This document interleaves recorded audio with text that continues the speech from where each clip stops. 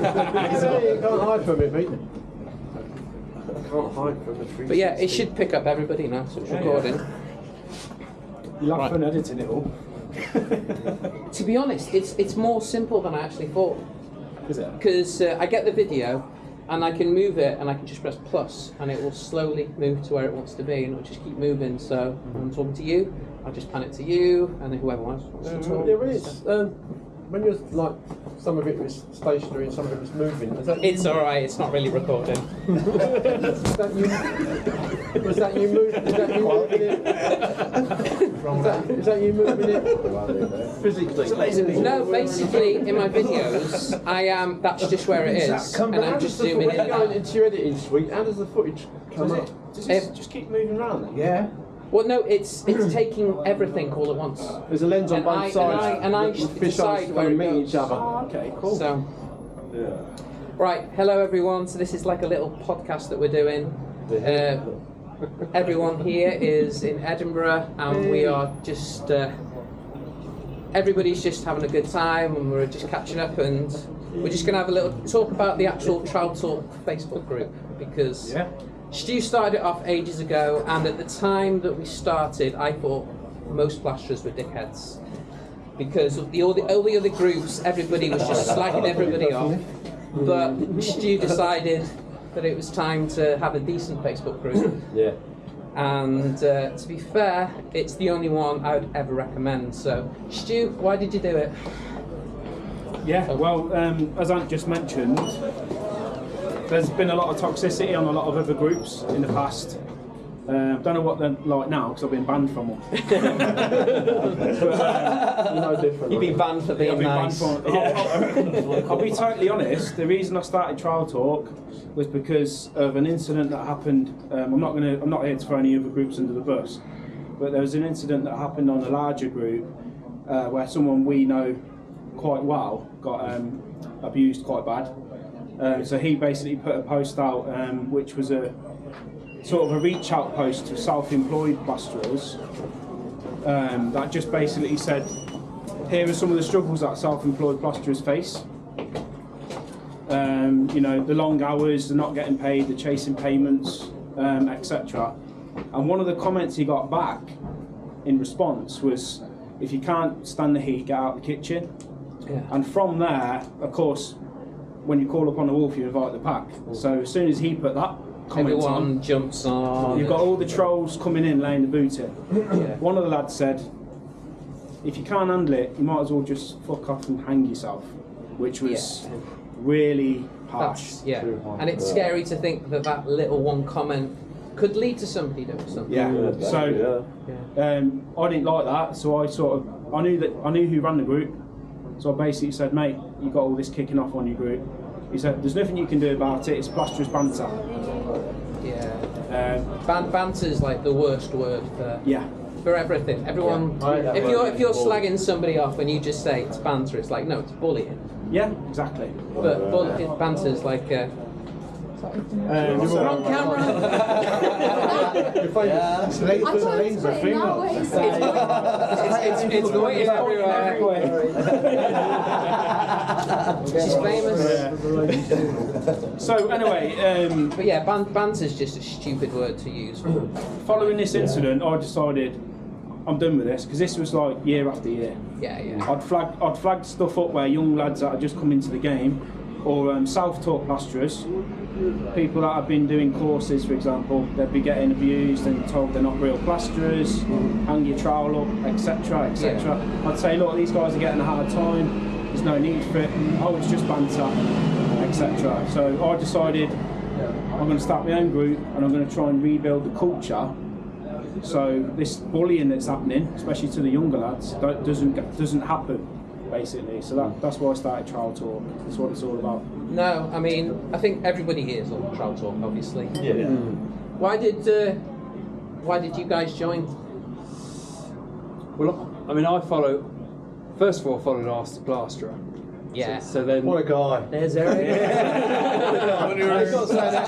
No, that's where I started. And, Actually, we should say it's plastering.org or plasterer.org. Change your name. So, I started getting onto this group. and it was very friendly. Yeah. And it was great more for the newbies of plastering. I think so. I think they will start off with something, and then just want to know, this is what I've done. Any advice you could give me to make it better? Or what do you think? Sorry, no, it's okay, it's okay. It's all right. We're making a nuisance of ourselves. I'll let it happen. No, it's a really friendly group, and so I basically, and I follow all of you plasterers, Anthony and Stu, and it's been great. I mean, as a plasterer, I just like to hear about what other people do for their the way they approach things, really. Yeah, I think because every plaster is different. It's not just for the DIYs; it's for all plasterers, really. No, I think we all have our different ways of doing things, and we need to take bits from everybody else, because I haven't got all the answers, and I don't think anybody else has got all the answers. I think we all have to learn from each other, and we all get our information from different places as well. So I think it's important just to share what you know. And sometimes if somebody's going to say to me, "You're wrong," I'm pretty much open to say, "Yeah, maybe I am." Yeah, you've got to keep an open mind with it. Yeah, 100%. One thing I wanted to mention as well, like back in the day when young lads were being trained in how to do plastering, typically it'd be passed down like grandfather, father, son. And it's interesting because the more jobs I'm doing, I'll give you an example. I quoted a job last week, and it was a young couple, and I said to this girl, "Do you want me to take the radio off the wall?" And she said, "Don't worry, my granddad will do that." Right? But 20 years ago, when I first started, when I was self-employed, they'd be saying, "Don't worry, my dad will do that." Yeah. So it's just showing to me that the skills aren't being passed down the way they traditionally were, like your dad. Yeah, I think a lot of people are just frightened of trying nowadays. Yeah. And that's why it's important that the guys that are trying to learn off YouTube, we've got to appreciate that the training that was there in the past, where they'd go through an apprenticeship system, isn't there. It doesn't exist. So you can't lay the boot in if people are trying to learn how to do it, because there's no other avenues. No, it's so true. They're trying to just learn in any way they can.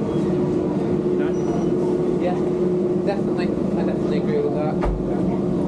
Eric, let's talk to you. What do you want to know, mate? Why did you start YouTube? Was it just advertising? I just figured, I can't remember now. You needed some work. A couple of videos up early on, and then didn't bother with it after that. And then I think when I started going back on YouTube, I realised there was quite a lot of other spreads doing channels, and you kind of think, oh, it'd just be another spread, why not? Give it a go. And then when you do start getting some practical videos and stuff, you realise it doesn't matter what, because I do the same.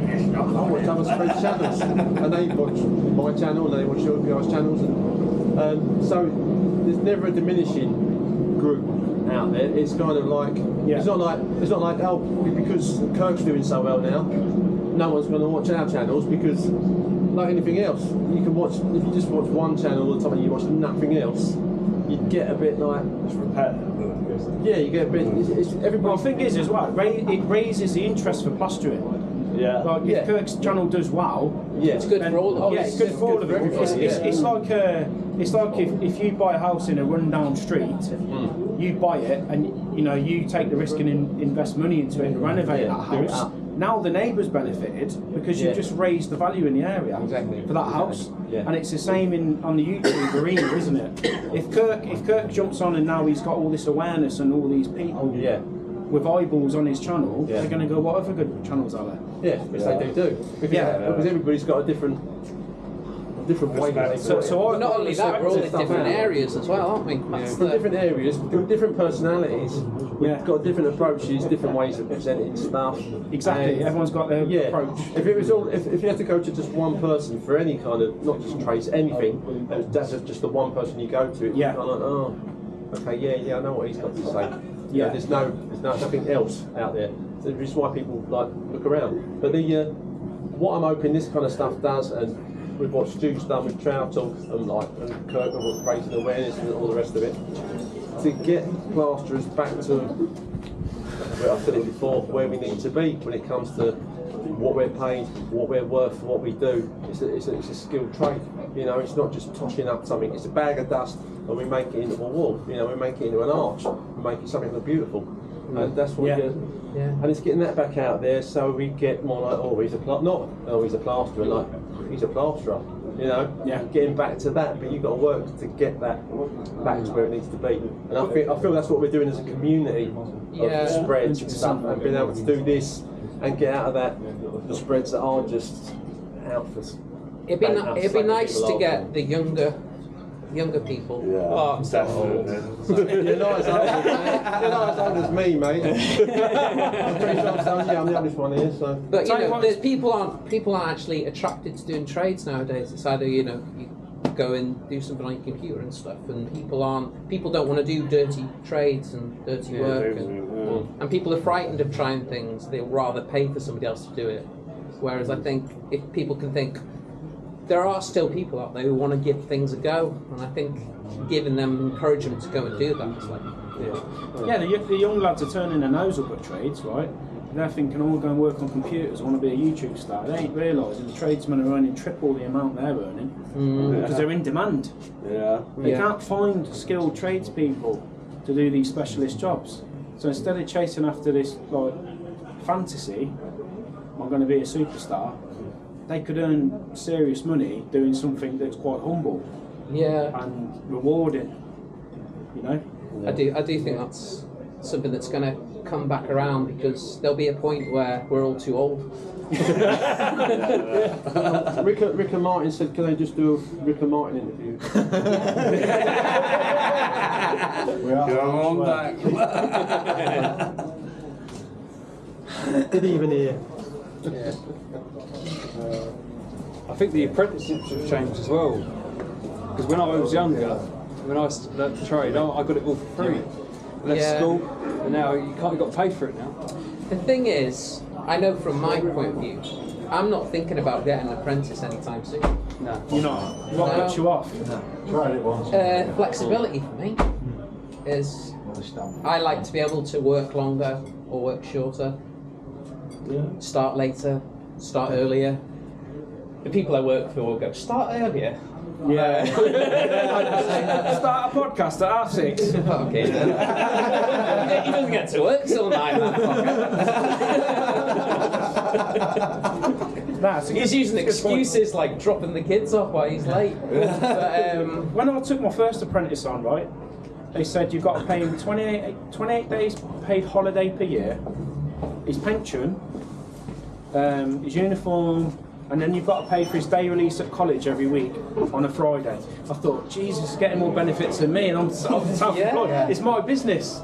So I ended up sort of giving him more than what I was getting back in the way of profit. And then after 6 months, he left. Then I got another one, and then I got another one. But it was heavy going. And I can see why sole traders don't want to do it. It's too hard. I think it's also the worry now that once you finally train them up and you're going to get that money back, they're just going to leave. Exactly, which is what happens. It's happened to me after 10 years. So I had a good 10-year run. I mean, I got to a position in my business where I said to Matt, there's the suppliers, so I'll give them a password for the accounts, here's a van, here's this week's job list, see you later. And he went off. So what I almost did is duplicated myself. So I worked as a sole trader for 10 years, got to the point where I was earning decent money, and then I thought, what do I do next? So I duplicated myself, and he went out in my van with my name on, doing my jobs. It worked well, but I was working 14 hours a day. You still got to organise. I had to find the work. I spent most of my time looking for jobs to keep him in work, and then an apprentice. I always remember when working with my dad, and because I was self-employed working with my dad, and you don't really get paid the same as you normally would, and you'd have somebody who'd come who could do a little bit of plastering, and I'm going, you're paying him far more than I get paid. And you're like, you can get angry about money, but money's the root of all evil, isn't it? You've got 2 young children. So what's more important to you, spending time with your girls or earning extra money? Exactly. But I know it's a catch-22. You've got to earn the money for them, Yeah. But they also need you as a dad, and that's a lesson I had to learn. That's a hard lesson. It is. It is. I learnt it because when my dad was, when he was, when I was before I worked with him, never used to see him at all. I'd see him on a Sunday, and we'd try and cram everything into that Sunday, and it'd be great. Don't get me wrong, but it wasn't until I worked with him that I realised how hard he worked to keep everything going. Yeah, and you realise how hard it is, and how, it is. But when you're growing up, you don't realise, do you? No. You don't really take it for granted. It doesn't. Is that for me? Oh, thank you very much, sir. Look at that. Cheers. Sure. I don't know if this camera's picking me up. It's picking up everything. Oh, cheers it anyway. Put on there. Yeah. Cheers. But yeah, it's difficult when you don't realise when you. Taking all the glory there. It'd be interesting how the trade is in 10 years, with the young lads. I think it will be really good for us. Yeah. It'll be good for us, but not the trade. Yes. Yeah. Because we'll be naming our price.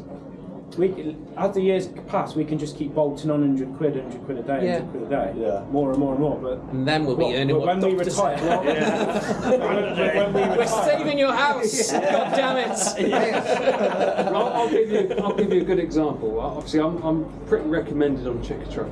Okay, that's how I built the business. When I pay a bit extra for the leaflets to go around a certain area, and when I get that leaflet through my door, I'm the only plasterer on there, and if not, one plasterer other company on there, and then all the other trades is fucking pages of it. So Plastering's hard work, isn't it? So that's a bit of evidence there. There's not as many plasterers out there. There's other trades. No. I'm being deadly serious. Yeah. I don't think any of the building trade gets enough respect. No, they don't.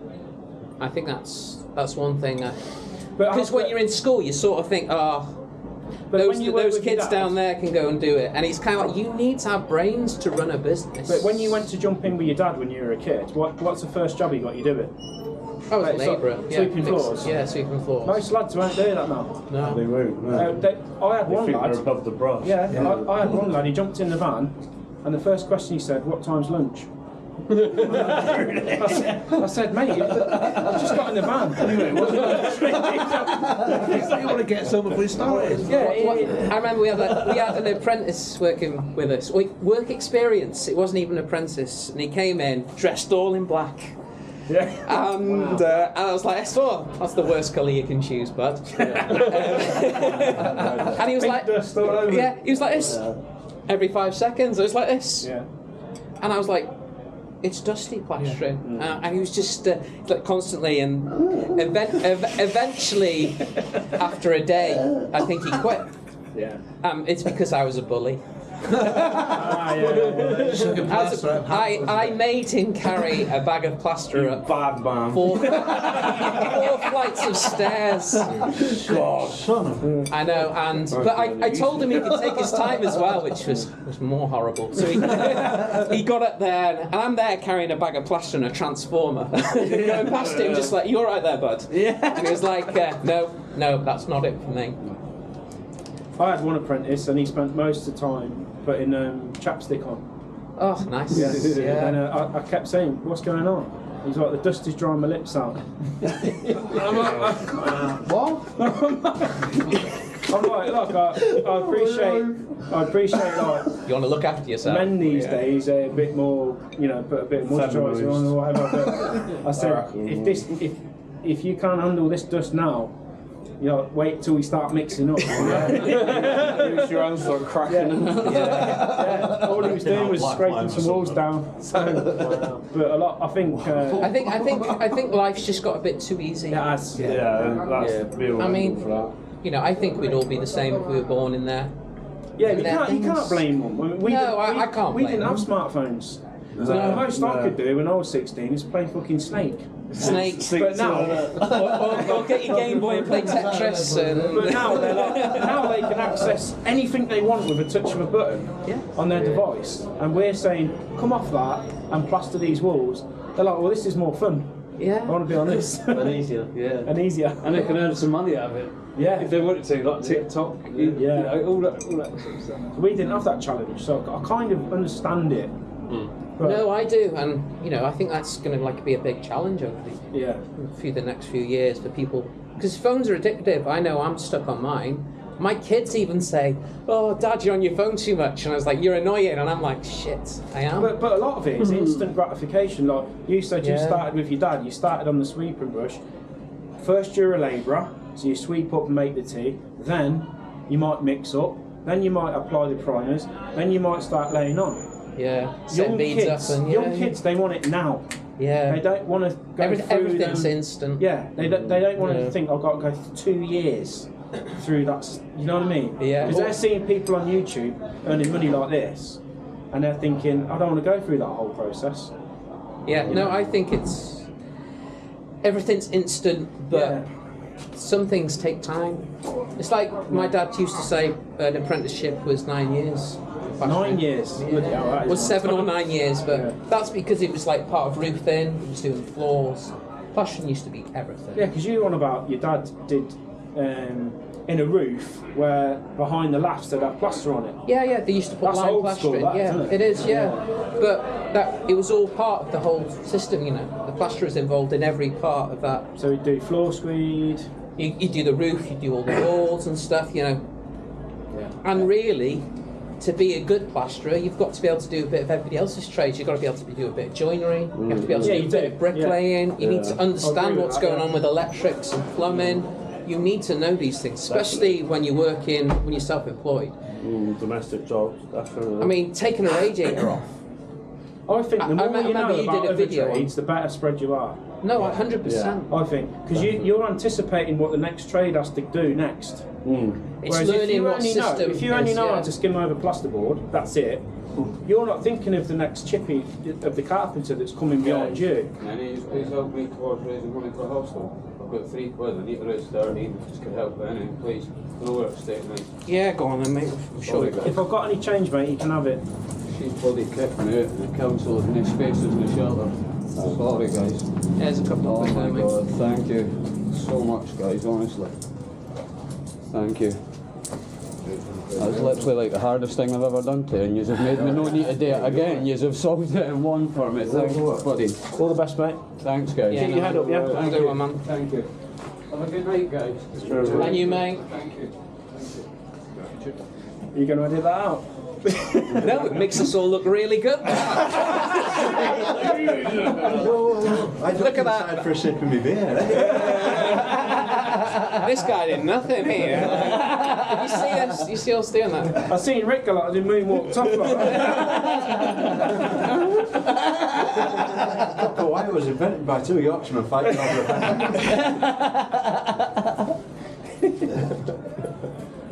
Ah, bless him. Yeah. Just how it is sometimes, isn't it? You know, we're not always lucky as each other. No, we ain't, we are.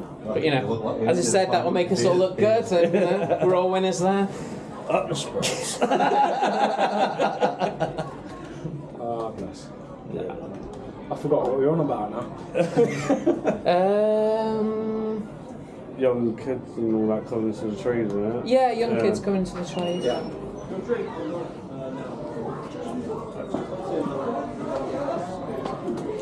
I'm sure we got to the end of that. Yeah. I mean, I took my lad Tommy in to work with me, and he was great. You know what? He was great. My kids it's, love I think to a lot help. of it's the personality of the kid. Do you know what I mean? Yeah. I don't think it's that. I think it's all down to the parents. You think? Oh, look at this! This is political now. But if you include your kids normally want to please you, Yeah.